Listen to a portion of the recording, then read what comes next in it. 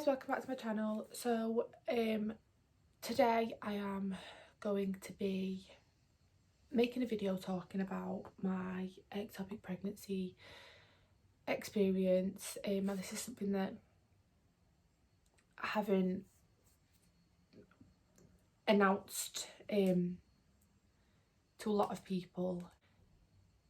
This is something that is still happening as of now. Like, I am still pregnant with the ectopic pregnancy, and it's something that isn't going to be easy to talk about, and I'm going to put a little trigger warning now just to say if you don't want to talk about or hear about ectopic pregnancies or anything to do with that, then please just don't watch the video. I'm not making this video to offend anyone or upset anyone. It's just something that I feel like I need to talk about, and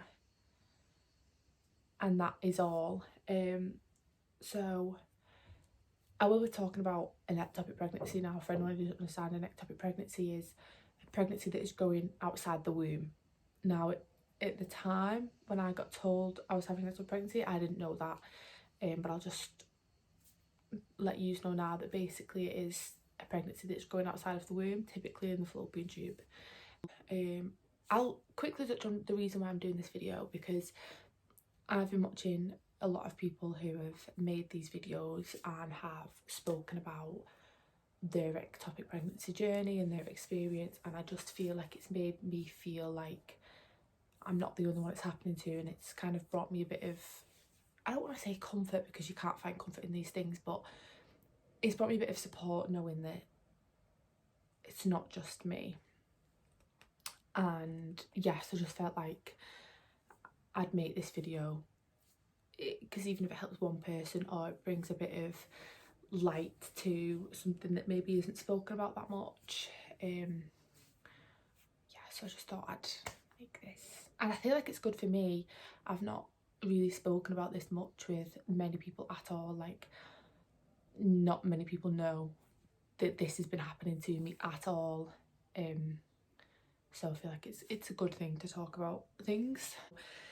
In around September time, I started experiencing irregular bleeding in between my periods, and it was like constant everyday bleeding, but which was quite normal for me because I did tend to have irregular periods and bleeding in between periods and things, and then I didn't think too much of it, and then towards the end of September, start of October, I started to experience pain that wasn't like a normal period pain. It was travelling up my back, and I'd never experienced that really before with period pains. I'd always got like a bit of a crampy back, but it wasn't the same kind of pain. It was like shooting up my back, but again, I didn't think anything of it. I thought maybe I've pulled something in my back or something, because it was only up my left side. So that was that. I didn't think anything of it. In October, it continued where I was just bleeding all the time and not constantly in pain, but I was in pain a lot of time. I was struggling to sleep with the pain, so I rang the doctors and I did explain that I was having pain and irregular bleeding, and I did say to the doctors, like, it is normal for me to have this bleeding, but I'm just thinking, is there anything wrong? And she just said she'd send me for some blood tests, and she prescribed me it's a tablet called norethistron. I don't know if anyone knows about norethistron, but it's typically given to someone who wants to delay the period because they're going on holiday. So it basically, you take it and it stops your bleeding, and then you go on holiday, and then you stop taking it when you go on holiday. Like, it's not a long-term medication. Well, that's what I was told anyway. I might be wrong. So yeah, she prescribed me that medication. She just said to go for blood test. I went for blood test. The results come back, I had low vitamin D, and she just said to take the tablets and ring back in a month if everything was like still the same. So that was at the end of October, and then I had some vitamin D supplements and the norethistron, Now, a couple of days after that, I had to go into isolation with my partner's mum, and we were isolating and I was taking my medication, like everything was fine. But I was still bleeding, and at this point I'd been taking the tablets for well over a week. I was still bleeding, I was still experiencing pain. I was just a bit like, when's it gonna, at what point do these tablets kick in and I'm fine again? So I started Googling the symptoms I'd been having, because the pain I was having started, like I was crippled over in pain. Just before I was isolating, I went into work and they sent me home from work because I was in that much pain. I hadn't slept all night, I was throwing up in pain, I physically couldn't do anything. And this pain continued whilst I was in isolation, on and off, on and off. And it was starting to really travel up my back, just on my left side. My left side of my tummy was in agony, and it wasn't like a pain I'd ever felt before. So I started to Google my symptoms. Now, Google isn't always the best place to go to Google your symptoms, but in this case, Googling my symptoms is what made me ring the hospital and seek help. So sometimes trust your gut is all I can say, but don't always trust what Google say. So basically, I googled it and it said cyst, ectopic pregnancy, it said it's just normal, it said early signs of pregnancy, it said loads of different things. So I just rang the hospital and I googled like the ward and stuff that I had to ring, and I just rung and I just said, listen, these are my symptoms, what do you think I should do? And they told me to come straight in. Now, I did explain to the lady on the phone, I did say I'm isolated, and she said with the things I've told her that I needed to go straight in. So I rung her on the 27th of November at about 10 o'clock in the morning, and she told me to go in that day and to be there for 4 o'clock. She said with me isolating, they weren't allowed to see anybody after me, so I had to be the last appointment of the day. So I went to hospital not thinking anything of it. Matt drove me up to the hospital because I didn't feel like driving. I was in agony. And they told me I was going in for a scan. So they told me I had to go in by myself. Obviously I was isolating and so was Matt, so Matt waited in the car. And they did an internal scan, and within literally less than a minute of her scanning me, she said that she was concerned about something she could see on my left ovary. So this point I started to panic, but I still was a bit like, oh, it could just be a cyst, like this is what this could be. Not ideal, but not like it's just something I have to deal with.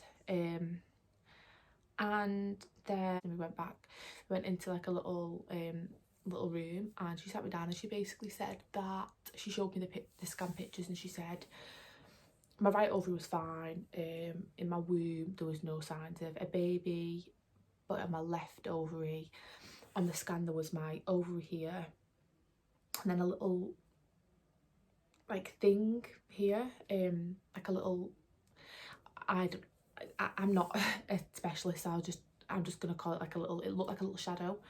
And I was just like, right, okay, so what does that mean? And she was like, so we need to do a pregnancy test. So they did a pregnancy test and they said that it'd come back positive.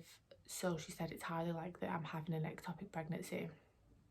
So within the space of 15 minutes, I'd been told I was pregnant, it's an ectopic pregnancy, and I was like, wait a minute, what on earth does that mean? I didn't have a clue what an ectopic pregnancy was. I didn't have a clue what that meant. All I kept thinking was, I'm pregnant, oh my god, I'm pregnant. And she told me that I had to go through to the ward and that she didn't think I'd be coming home.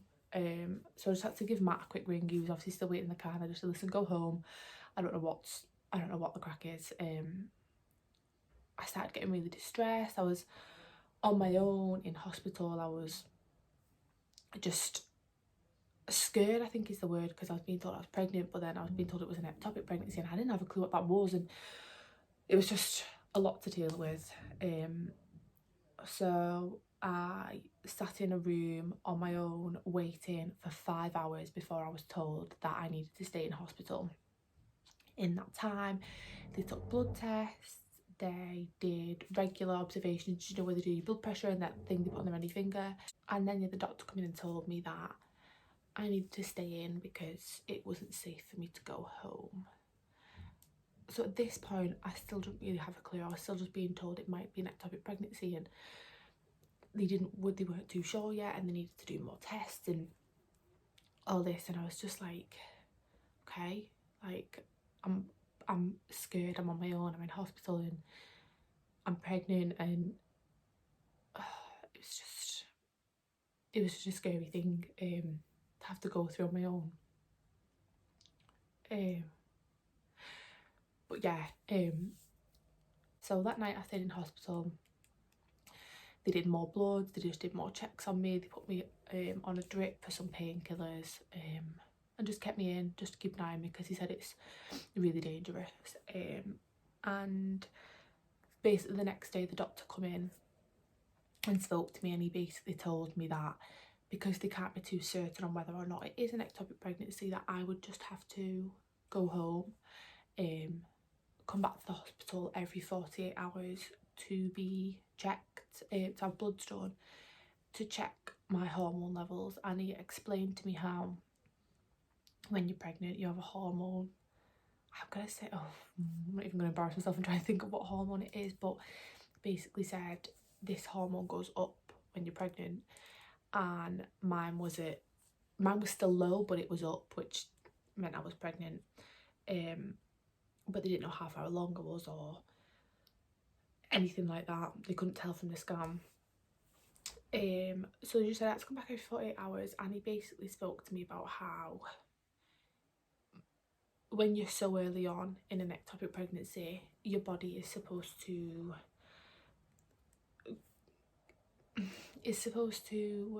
induce a miscarriage itself. So basically the way he described it was my body is supposed to deal with it by itself, and it should induce a miscarriage and cause the baby to come out, and if that doesn't happen they will have to step in, and there's medical intervention or the surgery.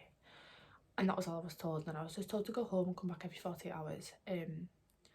So I did that for a week, to and fro in, getting blood tests, then just being told my levels were coming down, but that was it. And then I went back on day 8, I think it was, and I was going for more blood, so I went up to the ward and I just said, is there anyone who can just tell me what's going on? Like, I'm getting phone calls saying that blood levels are coming down, but what does that mean? So a lady pulled me to the side and we went into a room, and she said that my blood levels are coming down, but because I'd still been in pain, she didn't bother doing bloods, she just scanned me. And when she scanned me, she said that I had some hemorrhaging fluid. There's only slight tiny differences in size from my first scan. She said to just go through to the ward and speak to a doctor. So I went through to the ward, or waited around for another, God only knows how many hours, to speak to a doctor, and the doctor said that basically everything was doing its thing. The doctor told me that they'd looked at my blood levels and that she didn't think that I needed to have any medical intervention as of yet. She said your levels are coming down, your body's doing its thing. The only time they'll be concerned is if my blood levels start going up. So I was like, okay, it's doing its thing. That was that. We went home. The next day after that, I got a phone call to say that I needed to go back to the hospital right now. And I was like, why? What's happened? And he was just like, just come. The doctor just wants to have a word with you. So I went back and I spoke to the doctor. And the same doctor that I'd seen the day before. And they did some more bloods, and she basically said that my levels were coming down. But she had spoken to the person who's above her, and that they had said to her that she should offer me medical intervention. And she explained to me how she just thought because my body was doing it itself that I didn't need it. So I was like, well, if I don't need it, why would I want it? Because she explained to me about some side effects of having the treatment, and I was like, I don't want to put myself through all that on top of this if it's doing it itself. And she was like, yeah, that's fine. I agree. And she told me to come back in a week for more bloods. That's fine. Like, that's fine. So I went away from the hospital, and on the way home, sorry, on the way home from the hospital, I got a phone call off the doctor that I'd just seen, and she said that she wanted me to see an ectopic pregnancy specialist on the Monday. So this was on a Friday, and she said she wanted me to see the ectopic specialist on a Monday. So I was like, okay, that's fine. So I went on that Monday to see an ectopic pregnancy specialist. She scanned me for a long time, and now I don't know if anyone's ever had an internal scan, but it's not the nicest thing. And she scanned me, and she was really concerned. She said that on the scan, whereas before I said there was my ovary and then the baby, it was now like not merged into one obviously, but it had swollen, and was now not covering my ovary, but it looked like the same thing on the scan is what she said.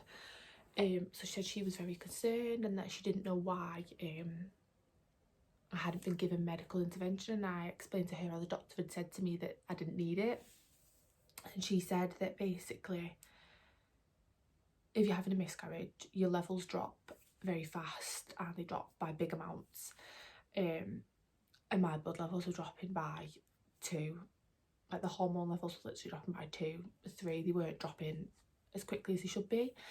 She basically said to me that just because they're dropping now doesn't mean that they're not just going to start going back up again, and that obviously means the baby's growing, and that's really dangerous to me. So she basically told me that I needed to go and have medical intervention, so that's what I did. And that day was a long day. We got to the hospital at 10:20 in the morning, and we got home about 8:30 that night.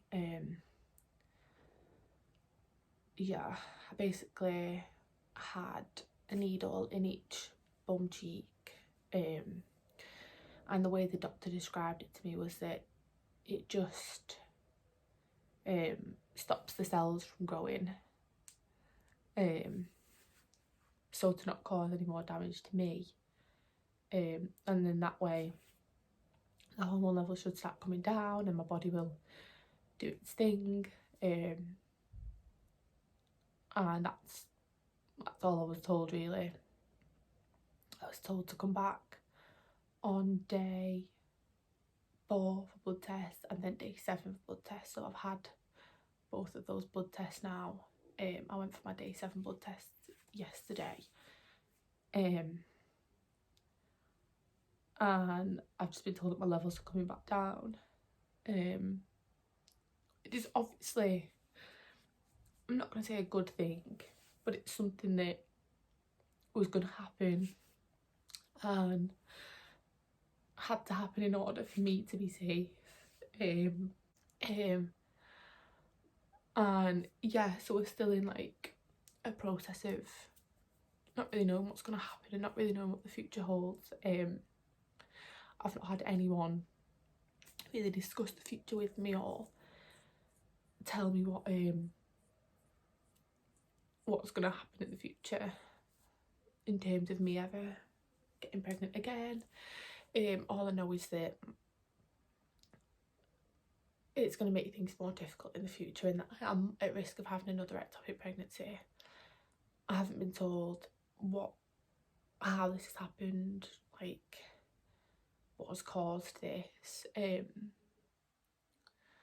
I'm still very much in the dark. Now, this has come at a very hard time for me.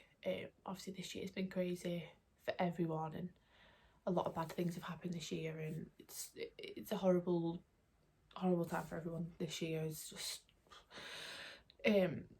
but like everyone else, I have struggled this year, and I just feel like it's just been like a little kick where I've been down, and it's like now what I'm thinking about is my future. So anyone that knows me will tell you that the only thing I've ever said that I want is to be a mum. Like, no matter what happens, I want to have healthy babies. I want 3 babies, I want 4 babies, I want to have a big family. I don't want to make like jump to ahead and start thinking things that may never happen, but it's just a scary thing, and it just breaks my heart that this happens to so many people, and it's just, it's awful. I just felt like I needed to make this video to just shed some light on what has been happening since having the injection. I've been so ill, like literally feel so nauseous all the time. I've been having pains, bleeding, like it's just been a hard time, and it's just one of those things that has happened, and that both me and Matt are trying to come to terms with. It's just something that we are both trying to come to terms with, and that we're both absolutely gutted about. Like, it's just not a good